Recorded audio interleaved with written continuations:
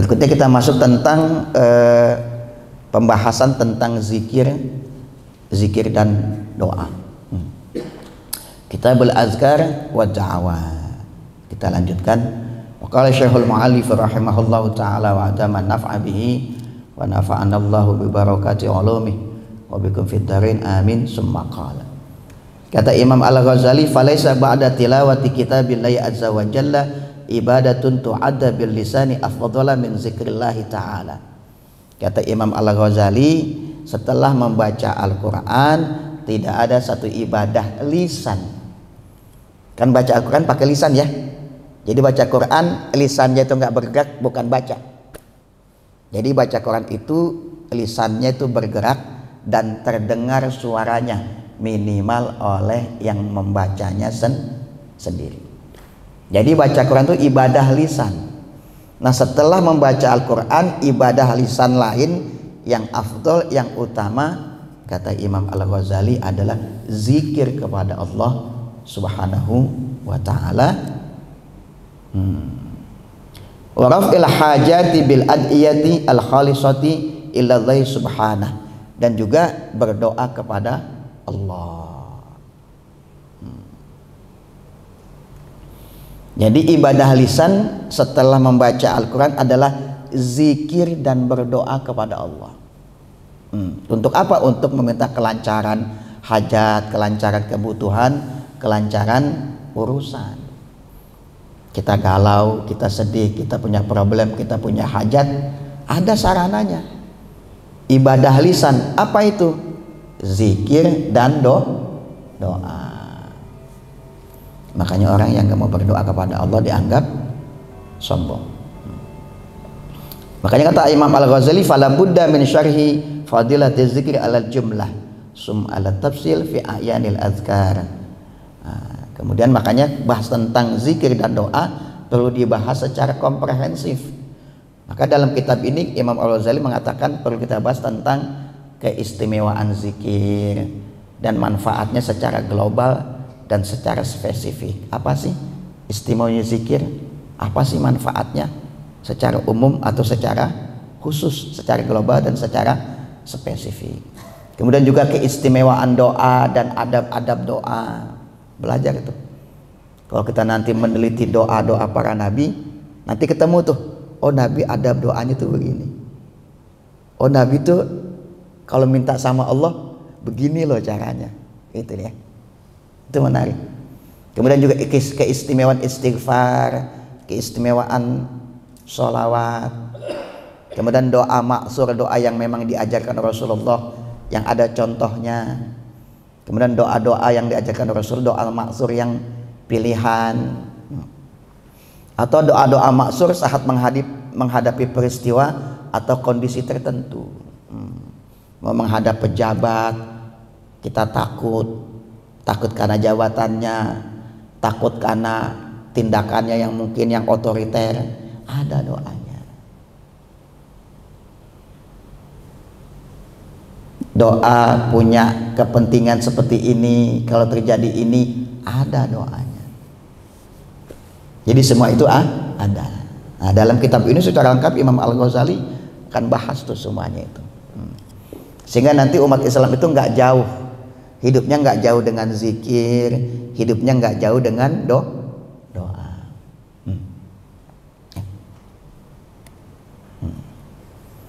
Nah, secara etimologis zikir berasal dari 3 huruf. Huruf zal, huruf kaf, huruf ro. Zakaro. Ya. 3 huruf. Yang artinya itu apa? Artinya itu zikir itu adalah artinya hayatun lin nafsi biha yumkinu lil insani an yahfadha ma yaktanihi minal ma'rifah.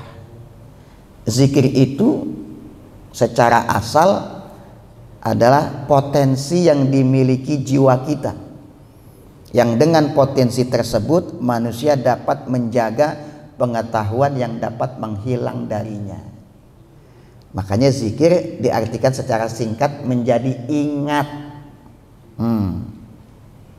Ingat enggak? Gitu ya. Berarti sesuatu yang diingatkan itu Sudah ada atau belum? Ada kan? Ingat nggak Bapak dulu kita begini. Berarti objeknya itu pernah ada. Nah, untuk membangkitkan ingatan itu namanya zikir. Berarti zikir ingat Allah. Berarti Allah pada dasarnya sudah ada nggak dalam diri kita? Ada. Tadi ayatnya. Alastu birabbikum, bukankah aku Tuhanmu? Maka roh kita menjawab, bala, iya engkau Tuhan kami. Makanya disuruh zikir ingat lagi kepada Allah. Ingat. Berarti objek dari zikir adalah sesuatu yang sudah ada atau menghilang diingatkan kembali.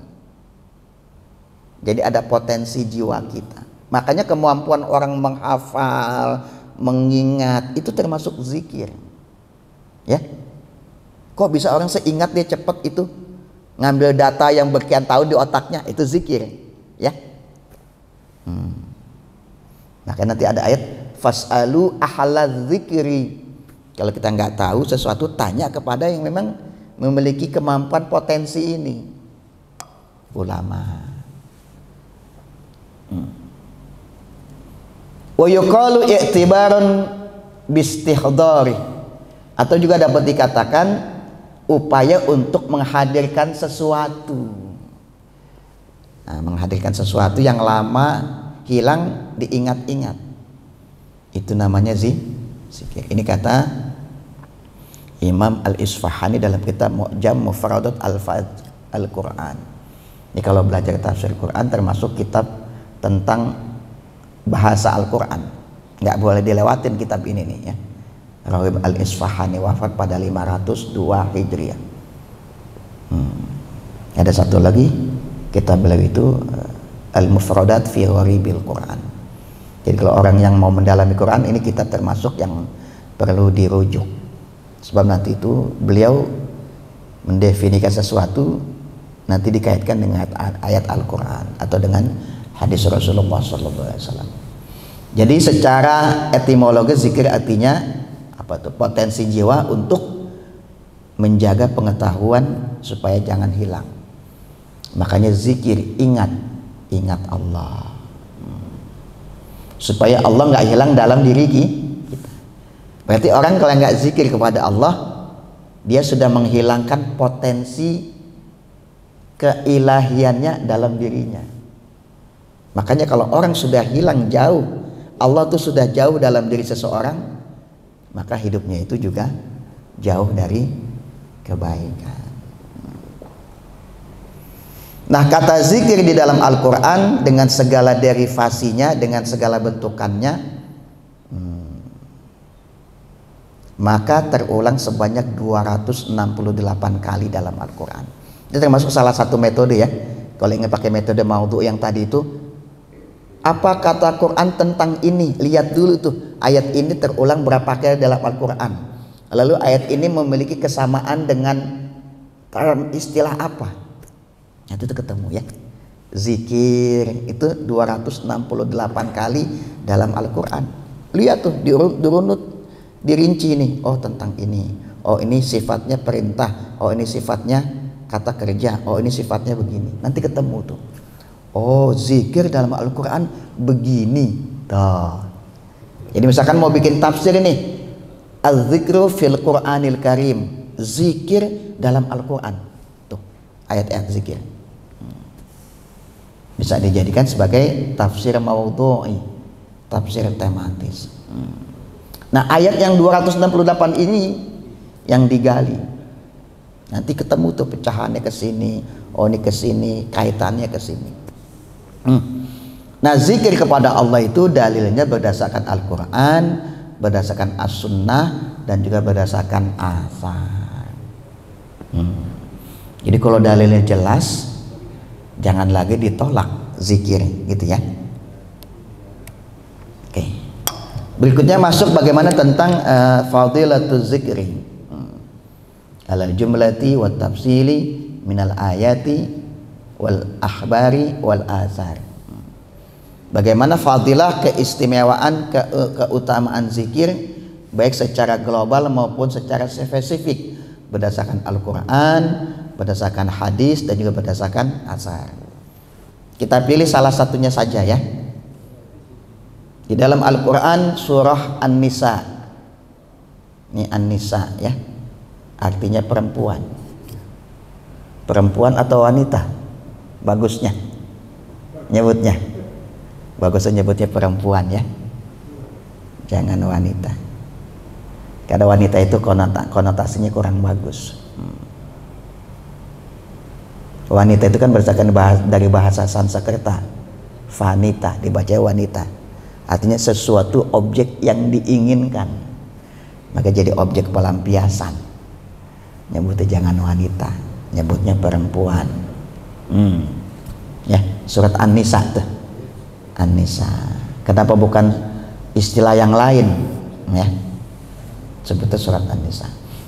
Ini di dalam surat An-Nisa ayat 103 Allah Subhanahu wa taala berfirman, "Fa iza qadaytumus sholata fazkurullaha qiyaman wa qu'udan wa 'ala junubikum." Kata Allah, jika kamu telah selesai menyelesaikan sholat, maka zikirlah kepada Allah. Jadi kalau sudah sholat dianjurkan zikir enggak? Dianjurkan enggak? Ini kan ayatnya tuh. Fa iza qadaytumus shalah, kalau kalian sudah selesai sholat, fazkurullaha, maka zikirlah kepada Allah. Qiyaman wa qu'udan wa 'ala junubikum. Zikirnya dalam keadaan duduk, dalam keadaan duduk, dalam keadaan berdiri, dalam keadaan duduk, dan dalam keadaan berbaring. Jadi dengan ayat ini ingat Allah itu dalam segala keadaan. Ini contoh nih, ayat ini ditafsirkan secara bil maksur, misalkan menurut Ibnu Abbas ya, menurut aqwalus sahabah. Kata Ibnu Abbas, maksudnya ingatlah Allah di waktu malam dan siang.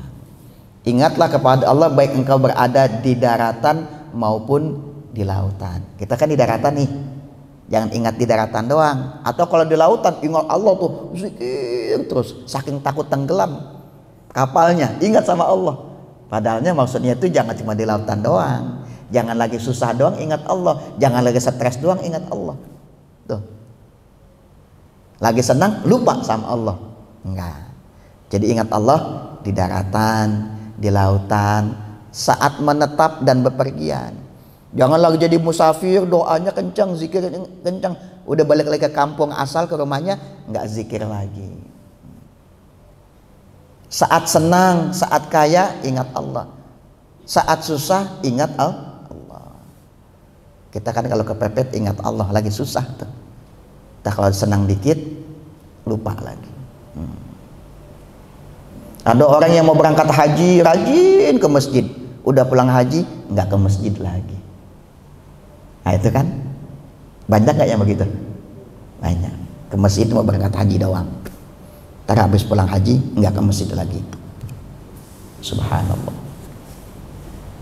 Padahal selama pergi haji kan dilatih ke masjid, maksudnya pulang haji itu rajin ke masjid. Berarti ingat Allah ketika haji doang. Sama kan ya? Juga ingat Allah saat sehat dan sakit. Oh lagi sakit ya Allah mau operasi, zikir kencang. Habis sehat enggak lagi. Dan juga saat sendiri dan terang-terangan, lagi sendiri dia zikir, terang-terangan juga dia berzikir. Ini kalau pakai tadi ya, metode yang tadi tuh, tafsir bil maksur, bi aqwali sahabah, dengan perkataan para sahabat. Ayat lagi, fazkuruni azkurkum, maka ingatlah kepadaku, kata Allah, maka aku juga ingat kepadamu. Gitu ya. Al-Baqarah. Kata Sabit Al-Bunani, ini tabi'in, sungguh aku tahu kapan Tuhanku ingat kepadaku. Jadi ternyata kita bisa tahu kapan Allah ingat sama kita. Makanya Al-Bunani ditanya, bagaimana engkau bisa tahu Allah ingat padamu? Kata Al-Bunani, kalau aku ingat Allah, itu artinya dia juga ingat padaku. Tuh. Kalau kita rajin zikir, kita rajin berdoa, sebetulnya itu memang Allah menarik kita supaya ingat sama Allah. Kalau kita rajin meminta berdoa kepada Allah, sebetulnya Allah sedang mengkondisikan kita supaya kita selalu bergantung kepada Allah. Jadi gitu tuh, Allah tuh sayang sama kita apa enggak sih? Lihat aja hidup kita ini dekat nggak dengan Allah. Kalau jauh berarti Allah jauh sama kita. Kalau kita dekat, maka kita dekat dengan Allah, juga dekat dengan kita. Kalau kita ingat Allah, Allah juga ingat dengan kita. Ya sebetulnya ini sunnatullah ya.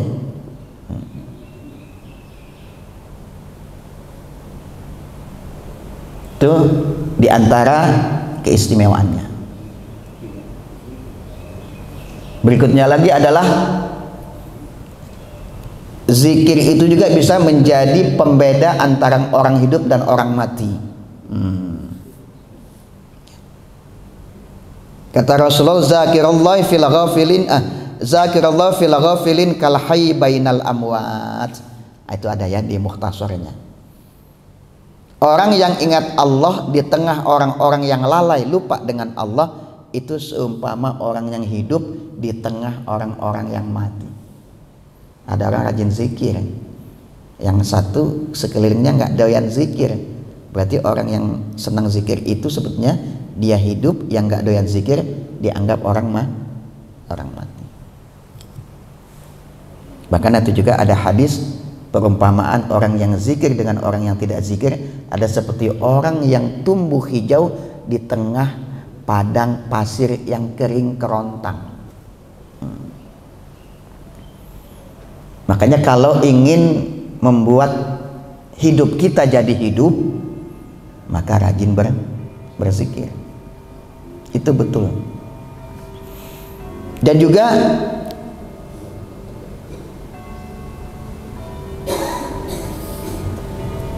dengan berzikir kita berada dalam pengawasan Allah Subhanahu wa taala.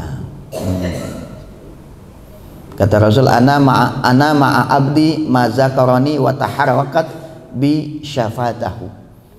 Aku bersama hambaku selagi dia ingat aku dan lidahnya, bibirnya bergerak mengingatku. Kata Allah, ana ma'a abdi, aku bersama Allah. Tapi bersama Allah jangan artikan Allah secara fisik ya. Bersamanya Allah itu, ma'iyatullah itu bukan berarti Allah ada di samping kita, kanan kiri depan belakang, bukan, atas bawah, bukan. Artinya itu Allah tuh berada kita dari sisi ilmunya Allah, dari sisi pengawasannya Allah. Misalkan innallaha ma'as sabirin, Allah selalu bersama orang-orang yang sabar. Bukan berarti Allah ada di samping kita, bukan. Maksudnya Allah itu mengawasi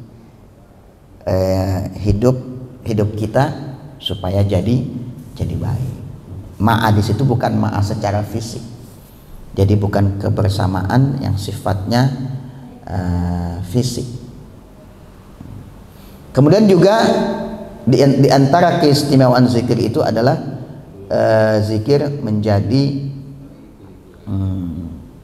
penyelamat dari azab Allah Subhanahu wa taala. Ada hadisnya juga itu.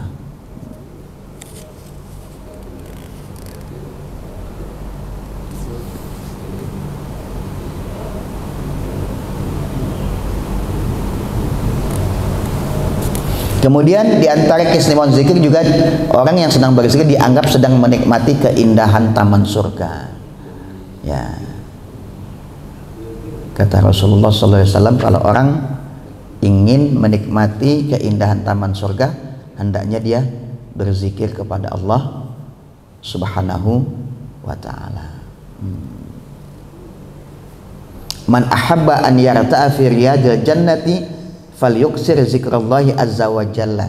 Siapa yang ingin menikmati keindahan taman surga, maka banyak-banyaklah berzikir kepada Allah Subhanahu wa ta'ala. Maksudnya apa sih?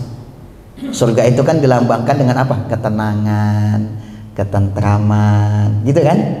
Itu artinya kalau orang yang suka zikir, efeknya itu menimbulkan ketenangan, menimbulkan ketentraman, menimbulkan kenyamanan. Oh, banyak hadis-hadis yang membicarakan tentang keutamaan atau keistimewaan zikir kepada Allah Subhanahu wa taala. Ini disebutkan beberapa saja ya. Bahkan dalam Mukhtasar itu cuma mungkin beberapa saja.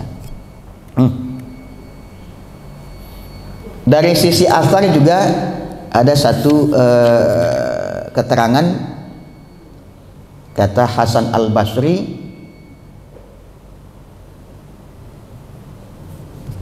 wa ruya anna kulla nafsin taharuju minad dunya atsha illa dzakirallahi azza wa jalla. Kata Hasan Al-Basri, semua orang yang mati meninggalkan dunia dia akan kehausan kecuali orang yang berzikir kepada Allah. Nanti nih kata Hasan Al-Basri, kita wafat dalam keadaan kehausan, haus. Nah, orang yang nggak haus itu ketika wafat adalah orang yang ketika hidup dia senang zikir kepada Allah Subhanahu wa ta'ala. Ini kata Hasan Al-Basri. Jangan ditanya mana dalil ya, kan tadi ada dalilnya. Siratal ladzina an'amta 'alaihim minan nabiyyin wasiddiqin wasyuhada wassalihin. Hasan Al-Basri ini kan ulama besar, ulama generasi tabi'in. Hasan Al-Basri. Juga Mu'az bin Jabal sahabat Rasulullah mengatakan, laisa yatahassaru ahlul jannati ala syai'in illa ala sa'atin marrat bihim lam yazkurullaha ta'ala fiha. Kata Mu'az bin Jabal, tidak ada sesuatu yang membuat rugi penduduk surga. Jadi nanti kita masuk surga Pak masih merasa rugi juga. Kapan rugi? Ketika di hidup di dunia ada satu saat dia lalai, nggak ingat, nggak zikir sama Allah. Tuh, nanti udah masuk surga masih nyesel. Ya Allah, dulu ada satu saat saya tuh nggak zikir sama Allah, nggak ingat sama Allah. Itu salah satu yang disesali oleh penduduk surga ketika masuk surga. Sama juga orang yang wafat. Orang yang wafat itu kan juga nyesel ya. Nyesel tuh, ya Allah, dulu kenapa saya hidup saya tuh nggak banyak memperbaiki diri saya. Nyesel. Orang yang baik, orang yang matinya su'ul khotimah juga nyesal juga. Ya Allah, kenapa dulu saya tuh nggak taubat, kenapa saya tidak memperbaiki diri. Nah, inilah diantara beberapa yang disebutkan oleh Imam Al-Ghazali tentang fadilah keutamaan zikir berdasarkan Al-Quran, As-Sunnah, juga Athar. Berikutnya nanti, ini karena agak error ya, ditutup aja deh. Nanti kita lanjutkan, baru masuk secara rincian satu-satu tentang misalkan bagaimana itu fadilah keutamaan tahlil, keutamaan istighfar, dan juga keutamaan sholawat dan seterusnya, adab berdoa kepada Allah Subhanahu wa ta'ala dan seterusnya, walaupun disampaikan secara ringkas. Paling tidak kita dapat nih, oh kok zikir ini tentang ini loh ya, oh zikir ini begini tuntunannya begini, dan kalau begini ada loh ternyata begini caranya. Insya Allah kita lanjutkan pada pertemuan yang akan datang. Ada pertanyaan? Cukup ya, karena zikir ini memang salah satu aktivitas yang sering kita lakukan. Tinggal kita tajami. Nanti ada bagian-bagian tertentu tuh zikir ya. Yang menarik nanti tuh doa-doa para nabi. Oh, doanya begini, kenapa redaksinya begini, gitu ya. Kenapa nabi doanya tuh Rabbana, Rabbi, gitu tuh. Itu menarik tuh. Kenapa kok doanya menggunakannya begini, minta ini tapi redaksinya begini, hasilnya begini tuh, itu menarik tuh. Mintanya ini, mintanya nggak jelas tapi hasilnya lebih dari yang diinginkan. Itu menarik. Salah satu keistimewaan doa para nabi, dan bisa kita pakai sebenarnya itu. Salah satu adab berdoa kepada Allah Subhanahu wa ta'ala. Baik, karena tidak ada pertanyaan, insya Allah kita lanjutkan pada pertemuan yang akan datang. Subhanaka la ilma lana illa ma 'allamtana wallahu a'lamu bis-shawab. Assalamualaikum warahmatullahi wabarakatuh. wabarakatuh.